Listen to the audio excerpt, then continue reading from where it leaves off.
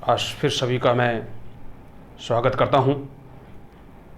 जैसा आप सभी को पता है, अब अर्थशास्त्र के विभिन्न टॉपिक अपन वार्तालाप कर रहे हैं, डिस्कशन कर रहे हैं, क्योंकि भारतीय अर्थव्यवस्था में कुछ बहुत महत्वपूर्ण टॉपिक हैं जिन पे मुझे लगता है कि चर्चा करनी चाहिए। इसका दौर जारी रखेंगे। आज जो अपना टॉपिक है वो है हाइपर इन्फ्लेशन। ये एक इन्फ्लेशन का रूप है, इसका नाम है हाइपर इन्फ्लेशन। इसका कोई हिंदी में नाम नहीं है, इसलिए मैंने इसको हिंदी में भी हाइपर इन्फ्लेशन ही लिखा है।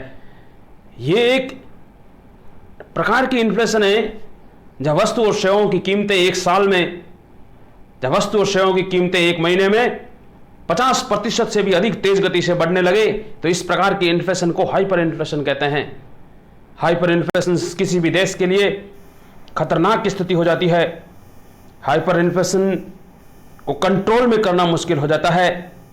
यदि किसी भी देश में, किसी भी अर्थव्यवस्था में हाइपर इन्फ्लेशन हो जाता है तो चारों तरफ कैओस, चारों तरफ मारामारी, चारों तरफ अर्थव्यवस्था के बिगड़ने का माहौल बन जाता है। वस्तु और सेवाओं की कीमतें इतनी होती है कि आम जन के लिए खरीदना मुश्किल होता है। यह कहते हैं कि लोग थैलों में भरकर पैसा लेके जाते हैं और मुट्ठी में भर के सामान लेके आते हैं। तो इस प्रकार की अर्थव्यवस्था को, इस प्रकार की एक इन्फ्लेशन है, मुद्रास्फीति है, जिसको हाइपर इन्फ्लेशन कहते हैं। हाइपर इन्फ्लेशन, दुनिया में हाइपर इन्फ्लेशन के कई प्रकार के उदाहरण कई देशों में देखने को मिलते हैं। ये चीन में भी देखने को मिला था। ये विश्व युद्ध, प्रथम विश्व युद्ध के बाद ये जर्मनी में देखने को मिला था, रूस में भी मिला था, हंगरी में भी मिला था देखने के लिए। अर्जेंटीना में सबसे नजदीक में अपन कहा जाए तो अभी इन दिनों में कहा जाए, पिछले 20 सालों में कहा जाए तो अर्जेंटीना में देखने को मिला था, और पिछले 10 सालों में यदि कहा जाए तो ये इस प्रकार की जो हाइपर इन्फ्लेशन है वो जिम्बाब्वे को देखने में मिली है। जिम्बाब्वे में भी हाइपर इन्फ्लेशन देखने को मिली है। तो हाइपर इन्फ्लेशन क्यों होती है, इसका कारण क्या है, मैं इस डायग्राम में आपको समझाने का प्रयास करता हूं। हाइपर इन्फ्लेशन अर्थव्यवस्था में तब बढ़ती है जब अर्थव्यवस्था में मुद्रा की पूर्ति तेज गति से बढ़ने लगती है। इस डायग्राम में मैंने समझाने का प्रयास किया है। आप देखिए, एक तरफ वस्तु सेवाएं की कीमतें हैं, औसत कीमतें हैं। देश में अर्थव्यवस्था में सभी सामानों की यदि औसत कीमतें निकाली जाए तो इसको औसत कीमत कहते हैं, इसको एग्रीगेट प्राइसेस कहते हैं। उसी प्रकार दूसरी साइड आप देख लीजिए, एक्स अक्ष पे वस्तु और सेवाओं का जो उत्पादन है, जो वास्तविक उत्पादन है, जिसका हम कंज्यूम करते हैं, हम जिसको हम खाते पीते हैं, उसको रियल जीडीपी कहते हैं। तो यहाँ पे वाई दिखाया हुआ है, रियल जीडीपी दिखाया हुआ है। तो एक तरफ रियल जीडीपी है, एक तरफ वस्तु और सेवाओं की कीमतें हैं। अब यदि अर्थव्यवस्था में मुद्रा की पूर्ति तेज गति से बढ़ने लगती है तो आप देखिए उत्पादन में कोई परिवर्तन नहीं हो रहा है, क्योंकि जो एग्रीगेट सप्लाई एएस कर्व है ये वस्तु और सेवाओं की पूर्ति को प्रेजेंट करता है। अर्थात भारत देश में कितनी कंपनियों के द्वारा, सारे के सारे कॉर्पोरेशंस के द्वारा, सारे उद्योग घराने के द्वारा जो वस्तु और सेवाओं का उत्पादन होता है, सभी का ये जोड़ है, ये समस्त उत्पादन है, ये औसत उत्पादन है, जिसको एग्रीगेट सप्लाई कर्व कहते हैं। तो एग्रीगेट सप्लाई कर्व सीधा है। ये सीधा इसलिए है कि एग्रीगेट सप्लाई में संभावना नहीं है। ऊपर मैंने यहां लिखा है ये क्लासिकल एएस कर्व, इसको इसलिए कहते हैं क्योंकि जो विकसित देश हैं उनमें उत्पादन बढ़ने की संभावना नहीं, जैसे कि अमेरिका है, यूरोप है, जर्मनी है, यूके है, इन सभी देशों में उत्पादन बढ़ने की संभावना कम है, क्योंकि ये अपने अनुकूलतम उत्पादन पर काम कर रहे हैं, क्योंकि इनमें सभी साधनों का पूर्ण प्रयोग हो चुका है, अनुकूलतम प्रयोग हो चुका है। जहां उत्पादन बढ़ने की संभावना नहीं है, ऐसे देशों में एएस कर्व सीधा है।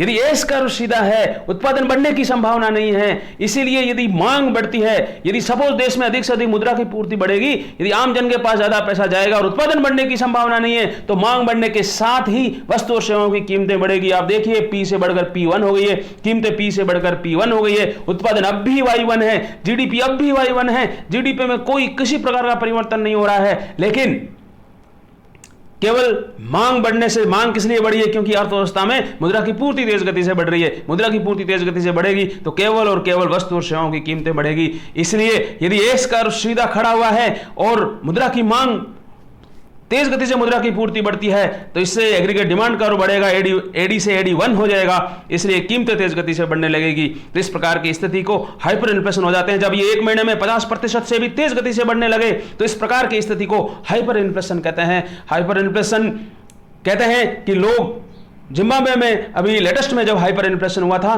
तो कहते हैं कि लोग ऑटो वाला सवारी को ऑटो में बैठाने से पहले पैसे लेता था, क्योंकि उसको पता है जब बाद में पैसा लेने का, यदि आधे घंटे में यदि ऑटो में बैठ के वो जब अपने गंतव्य स्थान पर पहुंच जाएगा तब किराया बदल जाएगा, क्योंकि हर मिनट, हर सेकंड, हर समय वस्तु और सेवाओं की कीमतें बदलती रहती है। हाइपर इन्फ्लेशन अर्थव्यवस्था के लिए जबरदस्त खतरनाक है। इसीलिए अर्थव्यवस्था में केओस की स्थिति पैदा हो जाती है।